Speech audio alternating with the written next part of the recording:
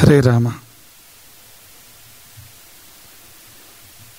ಸರಯೂ ಸಲಿಲವನ್ನು ಉದರದೊಳಿರಿಸು, ಕೌಸಲ್ಯಯ್ಯನಿ ಹೃದಯದೊಳಿರಿಸು, ಶಿರದೊಳ ಅಯೋಧ್ಯೆಯ ಧೂಳಿಯ ನಿರಿಸು, ಸಾವಿರ ಜನ್ಮದ ಪಾಪವನ್ನು ಅರೆಸು.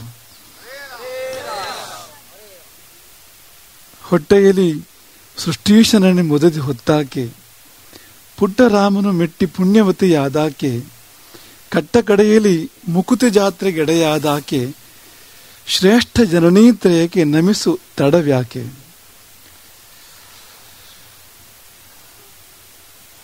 ಮೊತ್ತ ಮೊದಲು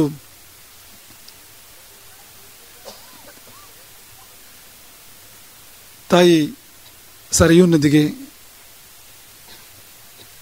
ತಾಯಿಯರ ತಾಯಿ ಕೌಸಲ್ಯಗೆ, ಅಯೋಧ್ಯೆಯ ಪಾಂಡು ಮೃತ್ತಿಕೆಗೆ ಮತ್ತು ಅಯೋಧ್ಯಾಧಿಪತಿ ಪ್ರಭು ಸಪರಿವಾರ ಶ್ರೀ ಸೀತಾರಾಮಚಂದ್ರನಿಗೆ ನಮನ ಶಾಸ್ತ್ರಗಳನ್ನು, ಅನಂತ ನಮನಗಳನ್ನು ಸಲ್ಲಿಸ್ತೇವೆ. ಮತ್ತು ಅಯೋಧ್ಯ ಯಾತ್ರೆ ಈ ಮಹತ್ ಕಾರ್ಯವನ್ನು ಪ್ರೇರಿಸಿ ನಡೆಸಿಕೊಟ್ಟ ನಮ್ಮ ಗುರು ಪರಂಪರೆಗೂ ರಾಮದೇವರಿಗೂ ಇನ್ನೊಮ್ಮೆ ಪ್ರಣಾಮಗಳನ್ನು ಸಮರ್ಪಣೆ ಮಾಡ್ತೇವೆ. ಅತ್ಯಂತ ಸುಖದವಾದ ಒಂದು ಯಾತ್ರೆ. ಲೆಕ್ಕದಲ್ಲಿ 4,000 ಕಿಲೋಮೀಟರ್ಗಳಿಗಿಂತ ಹೆಚ್ಚು. ಆದರೆ ಒಂದು 100-200 ಕಿಲೋಮೀಟರ್ ಓಡಾಡಿದಾಗ ಆಗುವಷ್ಟು ಆಯಾಸ ಕೂಡ ನಮಗಾಗಲಿಲ್ಲ. ಇಲ್ಲಿಂದ ಮಾದನಗೇರಿಗೋ ಕುಮಟಕ್ಕೂ ಹೋಗಿ ಬಂದರೆ ಎಷ್ಟು ಆಯಾಸ ಆಗಬಹುದೋ ಅಷ್ಟು ಆಯಾಸ ಕೂಡ ಆಗದೆ ಈ ಒಂದು 4,000 ಕಿಲೋಮೀಟರ್ಗಳ ಯಾತ್ರೆ ನೆರವೇರಿತು. ಪ್ರವಾಸ ಎಂದರೆ ಪ್ರಯಾಸ ಎಂದು ಹೇಳೋದುಂಟು. ಆಯುರ್ವೇದದ ದೃಷ್ಟಿಯಿಂದ ಕೂಡ ಪ್ರವಾಸ ವಾತೋದ್ರೇಕವನ್ನು ಉಂಟು ಮಾಡ್ತದೆ, ನೋವುಗಳು ಹೆಚ್ಚಾಗ್ತವೆ ಅಥವಾ ಬೇರೆ ಬೇರೆ ತೊಂದರೆಗಳು ಬರ್ತವೆ ಎಂಬುದಾಗಿ ಪ್ರವಾಸವನ್ನು ಎಲ್ಲೂ ಎತ್ತಿ ಹೇಳಿಲ್ಲ. ಆದರೆ ಹಾಗಾಗೋದು ಉಂಟು, ಹೀಗಾಗೋದು ಉಂಟು. ಪ್ರವಾಸ ಪ್ರಯಾಸವಾಗೋದು ಉಂಟು, ಪ್ರವಾಸ ಅತ್ಯಂತ ಸುಖಕರ ಶುಭಕರ ಆಗೋದು ಕೂಡ ಉಂಟು. ಅದು ಯಾವಾಗ ಮತ್ತು ಇದು ಯಾವಾಗ ಅಂತ ಆಲೋಚನೆ ಮಾಡಿದರೆ, ನಾವೇ ಮಾಡಿದರೆ ಅದು ಪ್ರಯಾಸ. ಪ್ರವಾಸವನ್ನು ಮನುಷ್ಯ ಪ್ರಯತ್ನದ ಮೂಲಕ ಮಾಡೋದಾದರೆ ಅಥವಾ ಮನುಷ್ಯತ್ವದ ಹಿನ್ನೆಲೆಯಲ್ಲಿ ಮಾಡೋದಾದರೆ ಅದು ಪ್ರಯಾಸವೇ. ಅದು ಸಣ್ಣದಾದರೂ ಕೂಡ ಸಣ್ಣ ಪ್ರಯಾಸ. ಆದರೆ ದೇವರೇ ನಡೆಸೋದಾದರೆ ಆ ಪ್ರವಾಸ ಎಷ್ಟು ಮಾತ್ರಕ್ಕೂ ಪ್ರಯಾಸ ಅಲ್ಲ. ಉದಾಹರಣೆಗೆ, ಈಗ ನೀವು ದೈವರಾತರ ಆಶ್ರಮದ ಪರಿಸರದಿಂದ ಇಲ್ಲಿಯವರೆಗೆ ನಡ್ಕೊಂಡು ಬಂದ್ರಿ. ಈ ನಡಿಗೆ ಇದೆಯಲ್ಲ ಅಲ್ಲಿಂದ ಇಲ್ಲಿವರೆಗೆ, ಇಂಥದ್ದೊಂದು ನಡಿಗೆ ತುಂಬ ಪ್ರಯಾಸ ಆಗ್ತದೆ. ಯಾವಾಗ ಅಂದ್ರೆ ನಾವೇ ನಡ್ಕೊಂಡು ಬಂದಾಗ ಅಂತ. ಒಂದು ವೇಳೆ ನಿಮ್ಮ ತಾಯಿ ನಿಮ್ಮನ್ನು ಎತ್ತಿಕೊಂಡು ಬಂದರೆ, ನೀವು ಶಿಶುವಾಗಿದ್ದರೆ ನಿಮ್ಮ ತಾಯಿ ನಿಮ್ಮನ್ನು ಎತ್ತಿಕೊಂಡು ಬಂದರೆ ಆ ಪ್ರಯಾಸ ಆಗಲಿಕ್ಕೆ ಸಾಧ್ಯವೇ ಇಲ್ಲ. ಆ ಪ್ರವಾಸ ಅತ್ಯಂತ ಶುಭದ ಸುಖದ ಆಗಲೇಬೇಕು ಅಂತ. ನಮಗೆ ಆಗಿದ್ದು ಕೂಡ ಹಾಗೆ ಅಂತ. ಇದು ಒಂದು ರೀತಿಯಲ್ಲಿ ತಾಯಿ ತನ್ನ ಶಿಶುವನ್ನು ಎತ್ತಿಕೊಂಡು ಇಲ್ಲಿಂದ ಅಯೋಧ್ಯೆಗೆ ಹೋಗಿ ಬಂದ ಹಾಗೆ ಅಂತ. ಯಾಕೆ ಈ ಮಾತನ್ನು ಹೇಳಿದ್ವು ಅಂದರೆ, ನಾವು ಮೊಟ್ಟ ಮೊದಲ ಹೆಜ್ಜೆಯನ್ನು ಎತ್ತಿಟ್ಟಾಗ, ಅಯೋಧ್ಯೆ ಯಾತ್ರೆ ಸಲುವಾಗಿ ಮೊಟ್ಟ ಮೊದಲ ಹೆಜ್ಜೆಯನ್ನು ಎತ್ತಿಟ್ಟಾಗ, ನಿಮ್ಮಲ್ಲಿ ಕೆಲವರಿಗೆ ಗೊತ್ತು, ಆಗ ನಮ್ಮನ್ನು ಬರಮಾಡಿಕೊಂಡವರು ಯಾರು ಅಂದರೆ ಸೀತೆಯ ಪ್ರತಿನಿಧಿ. ತಾಯಿ ಸೀತಾಮಡಿ ಎಂಬ ಊರಿನಿಂದ ಬಂದಿರತಕ್ಕಂಥ ಸೀತೆಯ ಪತಿ ಇವತ್ತು ಕೂಡ ಇದ್ದಾರೆ. ಅವರು ಇಲ್ಲಿಯೇ ಹತ್ತಿರದಲ್ಲೇ ಇದ್ದಾರೆ. ಅವರು ಅವರ ದರ್ಶನದ ಮೂಲಕವಾಗಿ, ಅವರೊಂದು ಶಾಲೆ ಹೊಲಿಸೋದ್ರ ಮೂಲಕವಾಗಿ, ಬಹುಶಃ ಮುಂದಾಗುವಂಥ ಶೀತ ಇದೆಯಲ್ಲ ಅದರ ಪರಿಕಲ್ಪನೆ ಇದ್ದ ಹಾಗೆ ಅವರೊಂದು ಶಾಲೆ ಹೊಲಿಸೋದ್ರ ಮೂಲಕವಾಗಿ ಯಾತ್ರೆ ಆರಂಭ ಆಯಿತು. ಅದು ಬೇರೆ ಏನೂ ಅಲ್ಲ, ತಾಯಿ ತನ್ನ ಶಿಶುವನ್ನು ಎತ್ತಿಕೊಂಡು ಇಷ್ಟು ದೊಡ್ಡ ಪ್ರಯಾಣವನ್ನು ಮಾಡಿ ಕರ್ಕೊಂಡು ಹೋಗಿ ಬಂದ ಹಾಗೆ ಅಂತ. ಅಂಥದ್ದೊಂದು ಮುಂದಿನ ಅನುಭವ ಕೂಡ ಹಾಗೆ ಇತ್ತು. ಯಾಕೆಂದರೆ ಇದೇನು ಬೌದ್ಧಿಕವಾಗಿ ಚಿಂತನೆ ಮಾಡಿದರೆ ಸುಲಭದ ಯಾತ್ರೆ ಅಲ್ಲ. ಅಲ್ಲಲ್ಲಿ ನಾವು ನಿಲ್ಲಿಸಿಕೊಂಡು ರಾಮದೇವರ ಪೂಜೆಯನ್ನು ನಡೆಸಬೇಕು. ಅದು ಸಾಂಪ್ರದಾಯಿಕವಾಗಿ ಪಾರಂಪರಿಕವಾಗಿ ಹೇಗೆ ನಡಿಬೇಕು ಹಾಗೆ ನಡಿಬೇಕು. ಅದು ಅನುಷ್ಠಾನಗಳನ್ನು ಮಾಡ್ಕೊಳ್ಬೇಕು.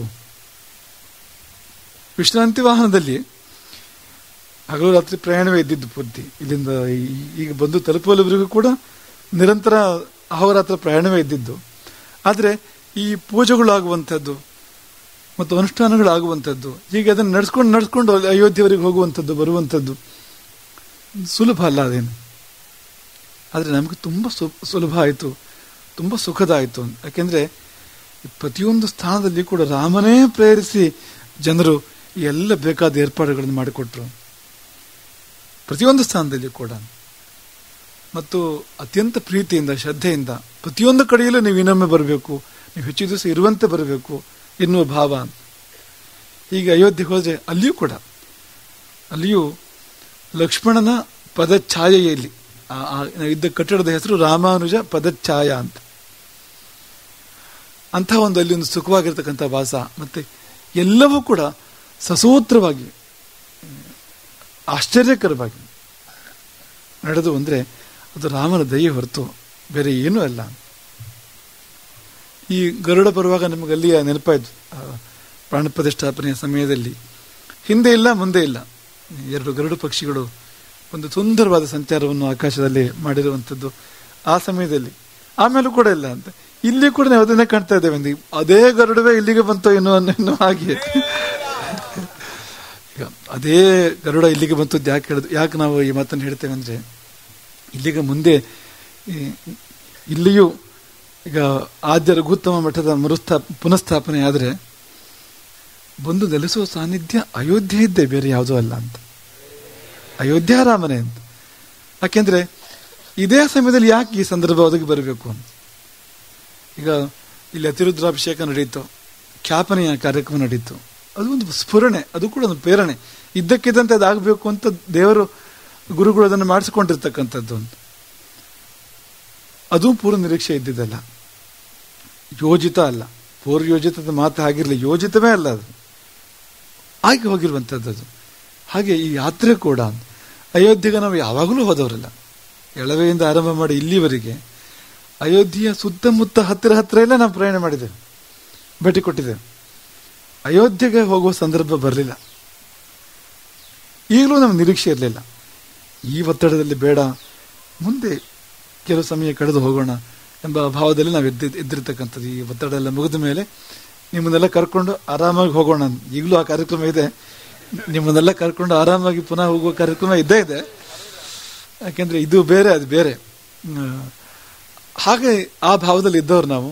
ಆದರೆ ಅಲ್ಲಿಂದಲೇ ಒಂದು ನಿಮಂತ್ರಣ ಬಂದಾಗ ಅದನ್ನು ರಾಮದೇವರ ಆಜ್ಞೆ ಎಂಬುದಾಗಿ ಭಾವಿಸಿ, ಈ ಸಮಯದಲ್ಲಿ ಅಲ್ಲಿಂದ ಒಂದು ಕರೆ ಬಂದರೆ ಅದನ್ನು ಮನುಷ್ಯರು ಮಾಡಿದ ಕರೆ ಅಂತ ಭಾವಿಸಬಾರದು ಅಂತ, ದೇವರೇ ಸೂಚನೆ ಕೊಡ್ತಾ ಇರುವಂಥದ್ದು ಎಂಬುದಾಗಿ ಭಾವಿಸಬೇಕು ಅಂತ ತಿಳಿದು ನಾವಿಲ್ಲಿಂದ ಪ್ರಯಾಣ ಮಾಡಿದ್ವು ಅಯೋಧ್ಯೆಗೆ. ಹಾಗಾಗಿ ಇದೆಲ್ಲ ಇದು ಪೂರ್ತಿ ರಾಮನಿಚ್ಛೆ, ರಾಮನ ಪ್ರೇರಣೆ ಎಂಬುದಾಗಿ ನಾವು ಭಾವಿಸಿರುವಂಥದ್ದು. ಅದು ಹೆಜ್ಜೆ ಹೆಜ್ಜೆಗೂ ಅನುಭವಕ್ಕೆ ಬಂದಿದೆ. ಆ ಯಾತ್ರೆಯ ಸಾಧ್ಯಂತ ಹೆಜ್ಜೆ ಹೆಜ್ಜೆಗೆ ಇದು ಮನುಷ್ಯ ಪ್ರಯತ್ನದಿಂದ ಆಗ್ತಾ ಇರುವಂಥದ್ದಲ್ಲ, ಇದೊಂದು ರಾಮ ಲೀಲೆ, ದೈವ ಲೀಲೆ ಎಂಬುದು ಮನಸ್ಸಿಗೆ ಬರುವಂತೆ ಆಯಿತು ಅಂತ. ಆ ಸಮಯದಲ್ಲೂ ಕೂಡ ಹಾಗೆ, ಆ ಸಮಯದಲ್ಲಿಯೂ ಅನುಕೂಲಗಳು ಒದಗಿ ಬರ್ತಾ ಇದ್ದಿದ್ದು. ಅಥವಾ ಕೊಟ್ಟ ಕೊನೆಯಲ್ಲಿ ಆ ದರ್ಶನದ ಕ್ಷಣ ಇದೆಯಲ್ಲ, ರಾಮದೇವರ ದರ್ಶನದ ಕ್ಷಣ, ಅಲ್ಲಿ ಎಂತಹದೊಂದು ಒತ್ತಡ ನಿರ್ಮಾಣ ಆಗಿತ್ತು ಅಂದರೆ ಆ ಸಮಯದಲ್ಲಿ ನೀವು ಅದನ್ನು ಕಲ್ಪನೆ ಮಾಡಲಿಕ್ಕೆ ಸಾಧ್ಯ ಇಲ್ಲ ಅಂತ. ಎಂತಹ ಒತ್ತಡ, ಯಾಕೆಂದ್ರೆ ಎಲ್ಲರಿಗೂ ದರ್ಶನದ ಅಪೇಕ್ಷೆ ಇಚ್ಛೆ ಇರುವಂಥದ್ದು, ಯಾರನ್ನು ಯಾರು ಹಿಡಿಲಿಕ್ಕೂ ತಡಿಲಿಕ್ಕೂ ಸಾಧ್ಯ ಇಲ್ಲ ಎನ್ನುವಂಥ ಒಂದು ಪರಿಸ್ಥಿತಿ. ಅದು ಎಷ್ಟು ದೊಡ್ಡ ಸ್ಥಳಾವಕಾಶವಿದ್ರೂ ಕೂಡ ಆ ಸಮಯಕ್ಕೆ ಅದು ಸಾಲದು ಎನ್ನುವಂತೆ ಅಂತ. ಈ ರಾಮದೇವರ ದರ್ಶನ 3 ಬಾರಿ ನಾವು ಮಾಡಿದ್ದೇವೆ.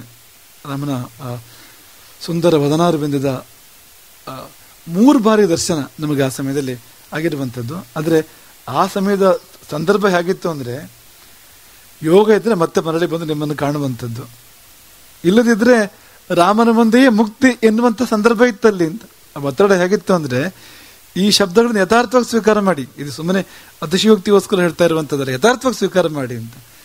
ಮರಳಿ ನಮಗೆ ಇಲ್ಲಿ ಮೂಲ ಮಠವನ್ನು ಮತ್ತೆ ನಿರ್ಮಾಣ ಮಾಡುವ ಯೋಗ ಇದ್ದರೆ, ಇಲ್ಲಿ ಆ ಮೃತ್ಯಕ್ಕೆ ಬಂದು ತಲುಪಬೇಕು ಅಂತಾದ್ರೆ, ಅಯೋಧ್ಯೆ ಪಾಂಡಮೃತ್ಯಕ್ಕೆ ಸರಿಯೋ ಸರಳ ಬಂದು ತಲುಪಬೇಕು ಅಂತ ಆದರೆ ಸುಖವಾಗಿ ಈ ಕಡೆ ಬರಬಹುದು ಎನ್ನುವಂಥ ಸಂದರ್ಭ ಇತ್ತಲ್ಲಿ ಆಗ ಅಂತ. ಆದರೆ ಆಶ್ಚರ್ಯ ಅಂದರೆ, 3 ಸಂತರು, 3 ಮಠಾಧೀಶರು ಆ ಸಮಯದಲ್ಲಿ, ಒಂದು ನಮ್ಮ ಆರೂಢ ಭಾರತಿಗಳು ಅಂತ ನಮ್ಮ ಮೊದಲಿಂದ ಚಿರಪರಿಚಿತರೇ ಅವರು, ಶ್ರೀಕಾಂತ ಸ್ವಾಮೀಜಿ ಅಂತ ಅವರು ಬಿಜಾಪುರದ ಹತ್ತಿರ ನರಸಲ್ಗಿ ಅಂತ ಅಲ್ಲಿಯವರು, ಹಾಗೆಯೇ ರಾಜಗುರು ಸ್ವಾಮೀಜಿ ಅಂತ ಹುಬ್ಬಳ್ಳಿಯವರು. ಅವರು ಎಲ್ಲಿಂದ ಬಂದರೋ ಆದಷ್ಟು ಸಮಯದಲ್ಲಿ ಜೊತೆಗಿದ್ದು ಪರಿವಾರ ಯಾವುದು ಜೊತೆಗಿರಲಿಲ್ಲ ಆ ಸಮಯದಲ್ಲಿ. ಆ ಕಾರ್ಯವನ್ನು ಅವರೇ ಮಾಡಿದ್ದಾರೆ ಅಂತ. ಅವರು ರಾಮ ಕಳಿಸಿಕೊಟ್ಟು ಬಂದ ಹಾಗೆ, ರಾಮನೇ ಪ್ರೇರಿತ ಕಳುಹಿಸಿಕೊಟ್ಟು ಬಂದ ಹಾಗೆ ಆ ಸಮಯದಲ್ಲಿ ಜೊತೆಗಿದ್ದು ಹಿಂದೆ ಮುಂದೆ ಇದ್ದು ಅವರು ನಮ್ಮನ್ನು ಅಂದ್ರೆ ಸರಿಯಾಗಿ ಶಬ್ದವನ್ನೇ ಬಳಸಬೇಕು ಅನ್ನೋ ರಕ್ಷಿಸಿಕೊಂಡ ರೀತಿ ಇದೆಯಲ್ಲ, ಅದು ಕಲ್ಪನೆಗೆ ಮೀರಿರುವಂಥದ್ದು ಅಂತ. ಅಂದ್ರೆ ಈ ನಾವು ಮಾಡಿಕೊಳ್ಳುವ ವ್ಯವಸ್ಥೆಗಳಿದೆಯಲ್ಲ, ಇದೆಲ್ಲ ಏನೂ ಅಲ್ಲ ಅಂತ. ರಾಮನೇ ಮಾಡುವ ವ್ಯವಸ್ಥೆಯೇ ವ್ಯವಸ್ಥೆ ಅಂತ. ಅವನೇ ಕೊಡುವ ರಕ್ಷೆಯೇ ರಕ್ಷೆ ಅಂತ. ಮತ್ತೆಲ್ಲ ರಕ್ಷೆ ಅದು ಮಕ್ಕಳು ಕಟ್ಟಿದ ಮನೆ ಹಾಗೆ ಅಂತ. ಆಟವಾಡುವಾಗ ಮಕ್ಕಳು ಕಟ್ಟುವ ಮನೆ ಹಾಗೆ ಅದು ಅಂತ. ಅದು ಬರೋದಿಲ್ಲ ಅಲ್ಲಿಗೆ ಅಂತ. ನಮ್ಮ ಭಾವ ಹಾಗಿತ್ತು, ನಮಗೆ ಗೊತ್ತಿತ್ತು ಆ ಕೊನೆಯ ಸಂದರ್ಭ, ಅಲ್ಲಿ ದರ್ಶನದ ಸಂದರ್ಭ ಹೇಗಿರ್ಬೋದು ಅನ್ನೋ ಕಲ್ಪನೆ ನಮಗಿಲ್ಲ ಅಂತಲ್ಲ. ಆದ್ರೆ ನಾವು ಯಾಕೆ ಯಾತ್ರೆಯನ್ನು ಸ್ವೀಕಾರ ಮಾಡಿದ್ವು ಅಂದ್ರೆ, ನಮ್ಮತನ ಬಿಟ್ಕೊಡ್ಬೇಕು ನಾವು ಆ ಹೊತ್ತಿನಲ್ಲಿ. ಈ ಬೇರೆ ಎಲ್ಲ ಸಮಯದಲ್ಲಿ ಅದೆಲ್ಲ ಹಾಗಾಗಿ ಇರಬೇಕು, ಏನು ವ್ಯತ್ಯಾಸ ಇಲ್ಲ. ಆದರೆ ನೀವು ರಾಮನ ಬಳಿ ಹೋಗುವಾಗ ಎಷ್ಟು ಮಂದಿ ಹೋಗ್ತೀರಿ? ಕೊಟ್ಟ ಕೊನೆಯಲ್ಲಿ ನೀವು ಮುಕ್ತಿ ಸಮಯದಲ್ಲಿ ರಾಮನ ಬಳಿ ಹೋಗುವಾಗ 100 ಮಂದಿ ಒಟ್ಟಿಗೆ ಹೋಗ್ಲಿಕ್ಕೆ ಆಗ್ತದ ಅಂತ ಆ ಸಮಯದಲ್ಲಿ? ಇಲ್ಲ ನೋಡಿ, ಒಬ್ಬರೇ ಮಾಡಬೇಕಾದ ಯಾತ್ರೆ ಅದು ಅಂತ ಆ ಕ್ಷಣದಲ್ಲಿ ಅಂತ. ಮತ್ತೆ ಯಾರೂ ಬರ್ಲಿಕ್ಕೆ ಸಾಧ್ಯ ಇಲ್ಲ ಅಂತ. ಆ ಸಮಯದಲ್ಲಿ ನಮ್ಮ ತನವನ್ನು ಬಿಟ್ಕೊಡ್ಬೇಕು ನಾವು. ಈ ಗಂಗೆ ಅಲ್ಲಿವರೆಗೂ ಗಂಗೆ, ತುಂಗಿ ಅಲ್ಲಿವರೆಗೂ ತುಂಗಿ, ಯಮುನೆ ಕಾವೇರಿ ಅಲ್ಲಿವರೆಗೂ ಯಮುನೆ ಕಾವೇರಿಗಳೇ ಹೌದು. ಆ ರುಚಿಯೋ ಆ ಪರಿಮಳವೋ ಅಥವಾ ಎಲ್ಲ ಆ ಧರ್ಮವಿರ್ತದೆ ಅದಕ್ಕೆ. ಆದರೆ ಸಮುದ್ರದಲ್ಲಿ ಹೋಗಿ ಸೇರುವಾಗ, ಸೇರಿದ ಮೇಲೆ ಗಂಗೆ ಗಂಗೆಯೂ ಅಲ್ಲ, ತುಂಗಿ ತುಂಗಿಯೂ ಅಲ್ಲ, ಎಲ್ಲ ಸಮುದ್ರ ಸೇರಿ ಅಂತ. ಹಾಗೆ ಇಡೀ ಸಂತರ ಸಮುದ್ರವೇ ಅಲ್ಲಿ ಸೇರಿದ್ದು ಆ ಸಂದರ್ಭದಲ್ಲಿ. ಎಲ್ಲರೂ ದಿವ್ಯ ಭಾವದಲ್ಲೇ ಇದ್ರು, ಎಲ್ಲರೂ ಪವಿತ್ರವಾಗಿರುವಂಥ ಭಾವದಲ್ಲೇ ಇದ್ರು ಆ ಸಂದರ್ಭದಲ್ಲಿ ಅಂತ. ಹಾಗೆ ಆ ಕ್ಷಣಗಳನ್ನು ಮರೀಲಿಕ್ಕೆ ಸಾಧ್ಯ ಇಲ್ಲ, ಜೀವಮಾನಕ್ಕಿರುವಂಥದ್ದು. ಮತ್ತು ಆ ಸಮಯದಲ್ಲಿ ರಾಮದೇವರು ಆಶೀರ್ವದಿಸಿದ ರೀತಿ, ಕರೆಸಿಕೊಂಡು ದರ್ಶನ ಕೊಟ್ಟ ರೀತಿ ಮತ್ತು ಆಶೀರ್ವದಿಸಿದ ರೀತಿ ಕೂಡ ಅತ್ಯಂತ ಅನನ್ಯವಾಗಿರುವಂಥದ್ದು. ಹಾಗೆ ಅಲ್ಲಿಂದ ಬರುವಾಗ ನಿಮ್ಗೆ ಏನಾದ್ರು ತರಬೇಕಲ್ಲ. ಈಗ ತಂದೆ ಪೇಟೆಗೆ ಹೋದರೆ ಮರಳಿ ಬರುವಾಗ ಸಿಹಿ ವಸ್ತುವನ್ನು ತರುವ ಹಾಗೆ, ಮಕ್ಕಳ ಸಲುವಾಗಿ ಸಿಹಿ ವಸ್ತುವನ್ನು ತರುವ ಹಾಗೆ ಸಿಹಿಯಲ್ಲಿ ಸಿಹಿಯಾದ್ದನ್ನು ತರಬೇಕು. ಈ ಸರಿಯು ಸಲಿಲ ಅಂದರೆ ಅದಕ್ಕಿಂತ ಸಿಹಿಯಾದ ಬೇರೆ ಏನೂ ಇಲ್ಲ. ನಾವು ಸರಿಯು ಮಧ್ಯಕ್ಕೆ ಹೋಗಿ ಆ ಜಲವನ್ನು ಪಾನ ಮಾಡಿ ನೋಡಿದ್ದೆ ನಾನು. ಅಷ್ಟು ಅದು ಮಧುರವಾಗಿರುವಂಥದ್ದು, ತಂಪಾಗಿರುವಂಥದ್ದು, ರುಚಿಕರವಾಗಿರುವಂಥದ್ದು ಅಂತ. ಹಾಗೆ ವಾಲ್ಮೀಕಿ ರಾಮಾಯಣದಲ್ಲಿ ಅಯೋಧ್ಯೆಯ ನೀರಿನ ಬಗ್ಗೆ ವರ್ಣನೆ ಇದೆ. ಅಯೋಧ್ಯೆಯ ನೀರು ಹೇಗಿತ್ತು ಅಂದ್ರೆ, ಇಕ್ಷು ಕಾಂಡ ರಸೋದಕ. ಇಕ್ಷು ಕಾಂಡ, ಕಬ್ಬಿನ ಜಲ್ಲೆ, ಅದರ ರಸದಂತೆ ಇರುವಂತ ಉದಕ ನೀರು ಅಯೋಧ್ಯೆ ಇದ್ದು ಅಂತ. ಕಬ್ಬಿನ ಹಾಲಿನಂತೆ ಇರುವಂತ ನೀರು ಅಯೋಧ್ಯೆ ಇದ್ದು. ರಾಮಾಯಣದಲ್ಲಿ ಏನಿದೆ ಅಯೋಧ್ಯೆ ಹಾಗೇ ಇದೆ. ಒಂದು ಕುತೂಹಲ ಇತ್ತು. ಭರತ ಮರಳಿ ಅಯೋಧ್ಯೆಗೆ ಬರುವಾಗ, ದಶರಥನ ಅವಸಾನದ ಬಳಿಕ, ರಾಮನ ಮನಗಮನದ ಬಳಿಕ ಭರತ ಮರಳಿ ಅಯೋಧ್ಯೆಗೆ ಬರುವಾಗ ಅಯೋಧ್ಯೆಯ ಮಣ್ಣು ಕಂಡು ಕೂಡಲೇ ಅವನು ಅದನ್ನು ವರ್ಣನೆ ಮಾಡೋದುಂಟು. ಪಾಂಡು ಮೃತ್ತಿಕಾಂ, ಅಯೋಧ್ಯೆಯ ಮೃತ್ತಿಕೆ ಅದು ಬಿಳಿಯ ಬಣ್ಣದ ಮಣ್ಣು. ಬ್ರಹ್ಮಭೂಮಿ ಆದರೆ ಆ ಬಣ್ಣ ಇರ್ತದೆ, ಅತ್ಯಂತ ಶ್ರೇಷ್ಠವಾದ ಮಣ್ಣಾದ್ರೆ ಆ ಬಣ್ಣ ಇರ್ತದೆ ಅಂತ. ಪಾಂಡು ಮೃತ್ತಿಕಾಂ ಅಂತ ಕುತೂಹಲ ಇತ್ತು ನಮಗೆ. ಅದು ಹಾಗೆ ಉಂಟೋ ಇಲ್ವೋ ಈಗಲೂ ಕೂಡ ಅಂತ. ಅದರಲ್ಲಿ ಹೋಗಿ ನೋಡಿದ್ರೆ ಈ ನಾವು ತಂದು ಹಾಕಿದ ಮಣ್ಣು ಕೂಡ ಹಾಗೆ. ಮಣ್ಣು ಅಂತ ಹೇಳಲಿಕ್ಕೆ ಸಾಧ್ಯ ಇಲ್ಲ, ರಂಗವಲ್ಲಿಯ ಶೇಡಿ ಅಂತ ಹೇಳ್ತಾರಲ್ಲ ಹಾಗಿದೆ ಅದು ಅಂತ. ಸ್ವಚ್ಛ ಬಿಳಿಯ ಬಣ್ಣದ ಮಣ್ಣು ಅದು. ಹಾಗಾಗಿ ಹಾಗೇ ಇದೆ ಅಯೋಧ್ಯೆ ಇವತ್ತು ಕೂಡ. ಆ ಜನರ ಭಾವ ಕೂಡ ಹಾಗೇ ಇದೆ. ಅಲ್ಲಿಯ ಜನರ ಭಾವ, ಅಯೋಧ್ಯೆಯಲ್ಲಿ ಯಾರು ವಾಸ ಮಾಡ್ತಾರೋ ಅವರಿಗೆಲ್ಲ ಎಂಥ ದಿವ್ಯ ಭಾವ ಇರ್ತದೆ ಅಂತ ಅದು ಅನುಭವಕ್ಕೆ ಬಂದಿದೆ ನಮಗೆ ಅಲ್ಲಿ ಹೋದಾಗ ಅಂತ. ಹಾಗಾಗಿ ಅದನ್ನು ನಾವು ಇಲ್ಲಿಗೆ ತಂದು ಆ ಪಾಂಡು ಮೃತ್ತಿಕೆಯನ್ನು ಮತ್ತು ಸರಿಯೂ ಸಲಿಲವನ್ನು, ಪುಣ್ಯ ಸರಿಯೂ ಸಲಿಲವನ್ನು. ಆ ಸರಿಯೂ ಸಲಿಲ ಯಾಕೆ ಅಷ್ಟು ವಿಶೇಷ ಅಂದರೆ, ಅದೊಂದು ಘಾಟ್ ಬಗ್ಗೆ ನಿಮಗೆ ಹೇಳಿ ನಾವು ಅದನ್ನು ಪರ್ಯವಸಾನ ಮಾಡ್ತೇವೆ. ಆ ಘಾಟಿಗೆ ಹೆಸರು ಗುಪ್ತಾರ್ ಘಾಟ್ ಅಂತ, ಇವತ್ತಿನ ಹೆಸರು. ಗೋಪ್ರತಾರ ಘಟ್ಟ ಅದು, ಅವತ್ತಿನ ಕಾಲದ ಹೆಸರು ಗೋಪ್ರತಾರ ಅಂತ. ಅದರ ಮಹಿಮೆ ಸ್ಕಾಂದ ಪುರಾಣ ಏನು ಹೇಳ್ತದೆ ಅಂತ, ಮಹಿಮೆಯನ್ನು ಹೇಗೆ ನಿರೂಪಣೆ ಮಾಡ್ತದೆ ಅಂದರೆ, ಈಗ ಗಂಗೆಗಿಂತ ಪವಿತ್ರವಾದ ನೀರಿಲ್ಲ. 60,000 ವರ್ಷ ಗಂಗೆಯಲ್ಲಿ ಮುಳುಗಿದ್ರೆ ಯಾವ ಫಲವೋ, ಮುಳುಗಿಯೇ ಇದ್ದರೆ ಗಂಗೆಯಲ್ಲಿ 60,000 ವರ್ಷಗಳ ಕಾಲ ಗಂಗೆಯಲ್ಲಿ ಮುಳುಗಿಯೇ ಇದ್ರೆ ಯಾವ ಫಲವೋ, ನಿಮಿಷಾರ್ಧ ಆ ಗೋಪ್ರತಾರ ಘಟ್ಟದ ಸರಿಯೂ ನದಿಯಲ್ಲಿ ನಿಮಿಷಾರ್ಧ ಮುಳುಗಿದ್ರೆ ಆ ಫಲ ಅಂತ. ಅದಕ್ಕೆ ಮಿಗಿಲಾದ ಫಲ ಎಂಬುದಾಗಿ ಸ್ಕಾಂದ ಪುರಾಣ ಹೇಳುವಂಥದ್ದು. ಯಾಕೆ ಅಂತ ಮಹತ್ವ ಅಂದರೆ, ರಾಮ ಇಡೀ ಅಯೋಧ್ಯೆ ಜನರಿಗೆಲ್ಲ ಮುಕ್ತಿ ಕೊಟ್ಟಂಥ ಸ್ಥಳ ಅದು ಅಂತ. ರಾಮ ನಿರ್ಯಾಣದ ಸ್ಥಳ ಅದು. ಅದೊಂದು ಅದ್ಭುತವಾದ ಸಂದರ್ಭ ಅದು. ಅದರ ಮಹತ್ವ ಜನರಿಗೆ ಗೊತ್ತಿಲ್ಲ. ಅಲ್ಲಿಯ ಜನರಿಗೂ ಅಲ್ಲಿ ವ್ಯವಸ್ಥೆ ಈಗಲೂ ಕೂಡ ಅದರ ಮಹತ್ವ ಗೊತ್ತಿಲ್ಲ. ನಮ್ಮ ದೃಷ್ಟಿಯಿಂದ ಈ ಮುಕ್ತಿ ಭೂಮಿ ಮೊದಲು, ಜನ್ಮಭೂಮಿ ಮತ್ತೆ ಅಂತ. ಯಾಕೆಂದ್ರೆ ಆ ಸಂದರ್ಭ ಇದೆಯಲ್ಲ, ರಾಮನ ಆ ಅವತಾರ ಪರಿಸಮಾಪ್ತಿಯ ಸಂದರ್ಭ. ರಾಮ ಸೂಕ್ಷ್ಮವಾದ ವಸ್ತ್ರವನ್ನು ಇಟ್ಟು ಓಂಕಾರವನ್ನು ಜಪಿಸ್ತಾ ಕೊನೆಯ ಪ್ರಯಾಣವನ್ನು ಮಾಡ್ತಾನಲ್ಲ, ಯಾರನ್ನೂ ಕರೀಲಿಲ್ಲ ಅವನು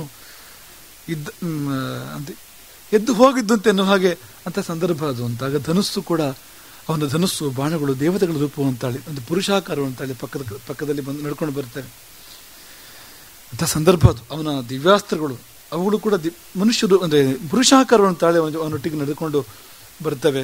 ಓಂಕಾರ, ವಷಟ್ಕಾರ, ವೇದಗಳು, ಗಾಯತ್ರಿ ಇವೆಲ್ಲವೂ ಆಕಾರದಲ್ಲಿ ಅವನೊಟ್ಟಿಗೆ ಬರ್ತವೆ. ಸೀತೆ ಇಲ್ಲ ಭೌತಿಕವಾಗಿ, ಲಕ್ಷ್ಮಿಯೇ ಪದ್ಮಹಸ್ತಳಾಗಿ ಅವನೊಟ್ಟಿಗೆ ನಡ್ಕೊಂಡು ಬರ್ತಾಳೆ ಆ ಸಮಯದಲ್ಲಿ. ಅಂತಃಪುರದ ಎಲ್ಲರೂ ಬಂದ್ರಂತೆ, ತಿಳಿದವರು, ತಿಳಿಯದವರು, ದೊಡ್ಡವರು, ಸಣ್ಣವರು, ಮಹಿಳೆಯರು, ಮಕ್ಕಳು, ಮುದುಕರು,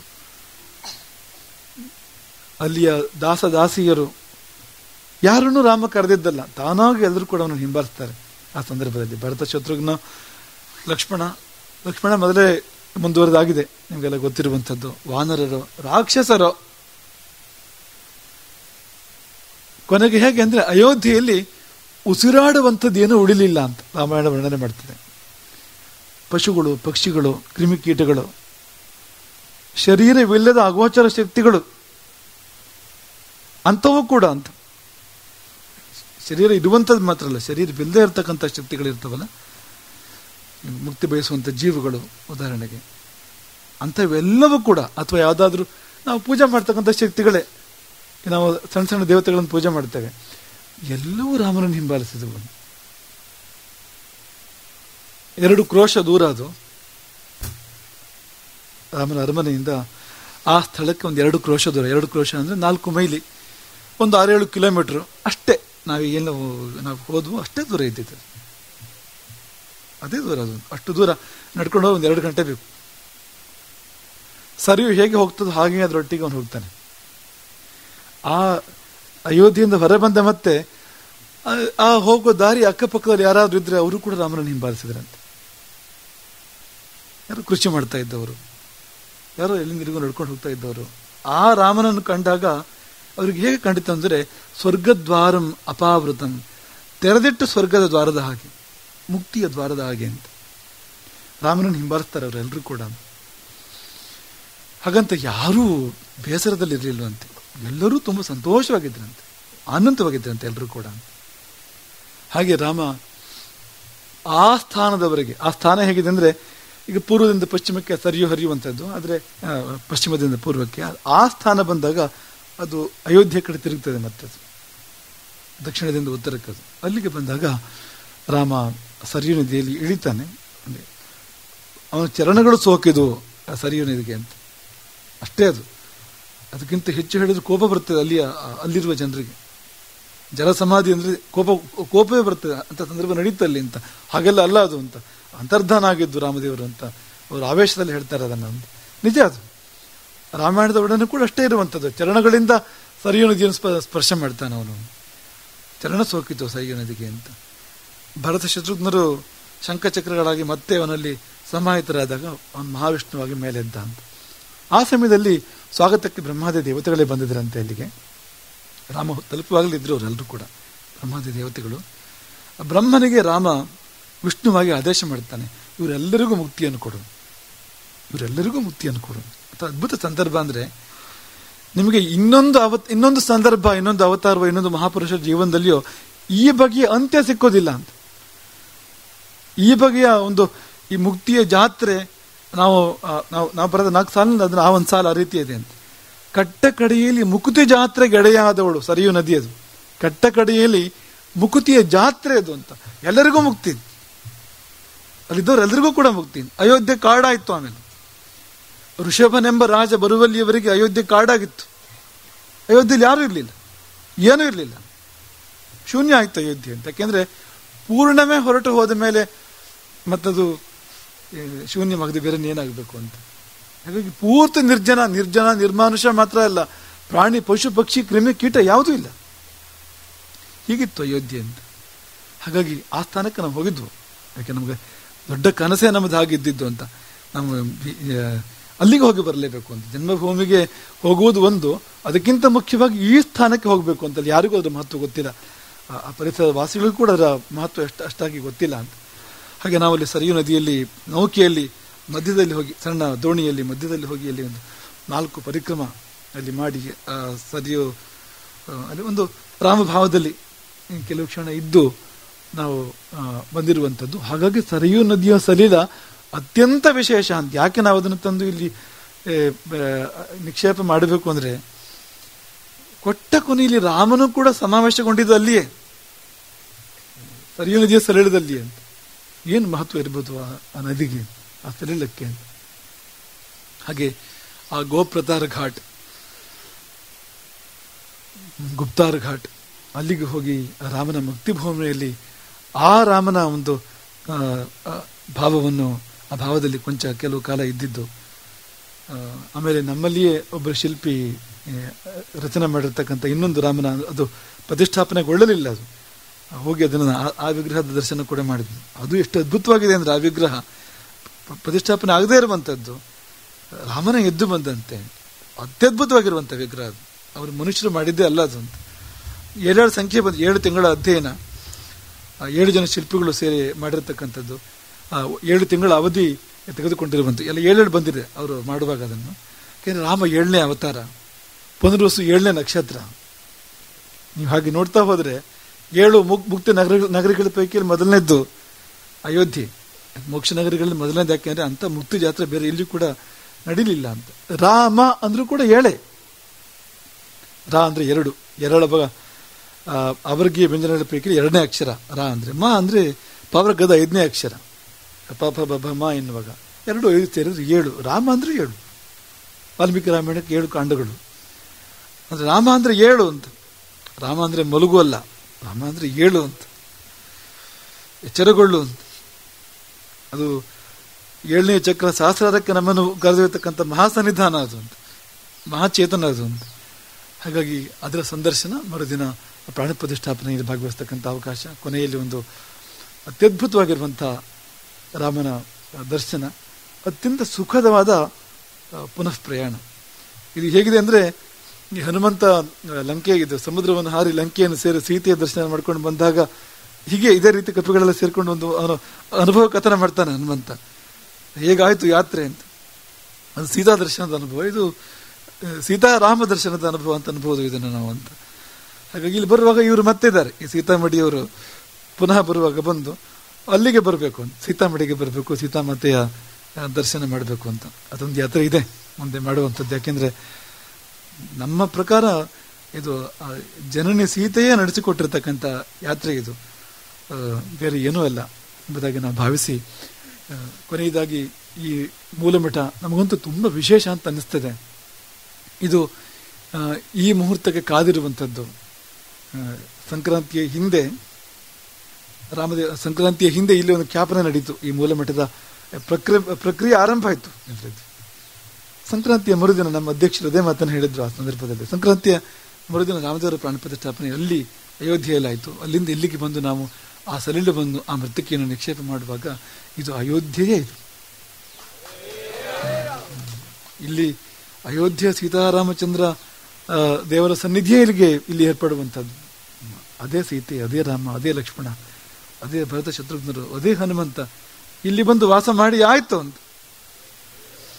ನಮ್ಮ ದೃಷ್ಟಿಯಿಂದ ಇನ್ನಾಗುವ ಪ್ರತಿಷ್ಠೆ ಅದು ಕೇವಲ ನೆಪ ಮಾತ್ರಕ್ಕೆ ಅಂತ. ಈಗ ಪ್ರತಿಷ್ಠಾಪನೆ ಈಗ ಆಗಿದೆ ಅಂತ ನಾವು ಹೇಳುವಂಥದ್ದು. ಮೂಲಮಠದ ರಾಮದೇವರ ಪ್ರತಿಷ್ಠಾಪನೆ ಇವತ್ತು ನೆರವೇರಿರುವಂಥದ್ದು. ಇವತ್ತು ಹುಣ್ಣಿಮೆ, ಗುರುವಾರ, ಪುನರ್ವಸು ನಕ್ಷತ್ರ, ಸೂರ್ಯೋದಯದ ಒಂದು ಸುಮುಹೂರ್ತ, ಇನ್ನು ಅನೇಕ ವಿಶೇಷ ಸಂದರ್ಭಗಳು ಸೇರಿ ಬಂದಿದೆ ತಾನಾಗಿ ಇವತ್ತಿಲ್ಲಿ. ಹಾಗಾಗಿ ರಾಮಚಂದ್ರ ಭಗವಾನ್ ಕೀ. ಇನ್ನು ಅವನು ತನ್ನ ಸ್ಥಾನವನ್ನು ತಾನು ನಿರ್ಮಾಣ ಮಾಡಿಕೊಂಡು ತಾನು ಪ್ರಕಟನಾಗ್ತಾನೆ.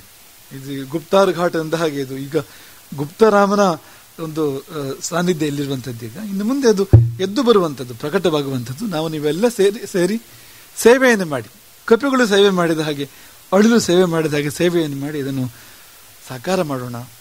ರಾಮದೇವರ ಅನುಗ್ರಹ ಎಲ್ಲರ ಮೇಲೂ ಇರಲಿ.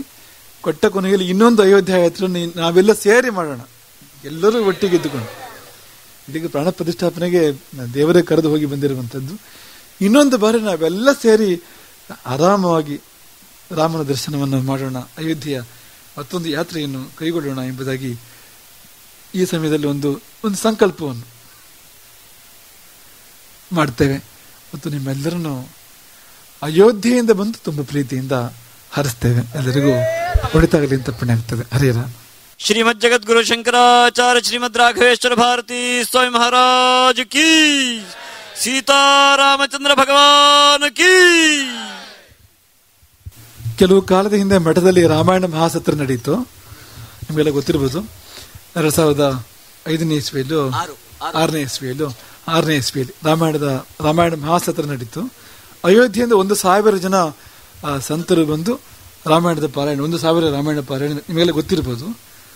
ಅವರಲ್ಲಿ ಒಬ್ಬ ಸಂತರ ಸ್ಥಾನದಲ್ಲಿ ನಾವು ಉಳ್ಕೊಂಡಿದ್ದು ಅಂತ. 1000 ರಾಮಾಯಣ ಪಾರಾಯಣ ಮಾಡಿದವರ ಪೈಕಿಯಲ್ಲಿ ಆಮೇಲೆ ಕೊನೆಗೆ ಹೊರಡುವಾಗ ಗೊತ್ತಾಯ್ತು, ಹೊರಡುವ ಸಂದರ್ಭದಲ್ಲಿ ಗೊತ್ತಾಯ್ತು. ಅವರಂತೂ ಹಠವೇ ಮಾಡಿದ್ರು, ಇನ್ನು ಬಂದ್ರೆ ಇಲ್ಲೇ ಇರಬೇಕು, ಯಾವಾಗ ಬೇರೆ ಎಲ್ಲಿ ಹೋಗಲೇಬಾರದು ಅಂತ. ಅಯೋಧ್ಯೆಯಿಂದ ಹೊಸನಗರದ ರಾಮಚಂದ್ರಾಪುರಕ್ಕೆ ಬಂದು ರಾಮಾಯಣ ಮಹಾಸತ್ರದಲ್ಲಿ ರಾಮಾಯಣ ಪಾರಾಯಣ ಮಾಡಿದ ಸಂತರಲ್ಲಿಯೇ ನಿವಾಸ ಮಾಡಿ ನಾವು ಈ ರಾಮದರ್ಶನ ಮಾಡಿ ಬಂದಿರುವಂಥದ್ದು. ಈಗ ಇದರ ಬೀಜ ಅಲ್ಲಿದೆ, ರಾಮಾಯಣ ಮಹಾಸತ್ರದಲ್ಲಿದೆ ಅಂತ.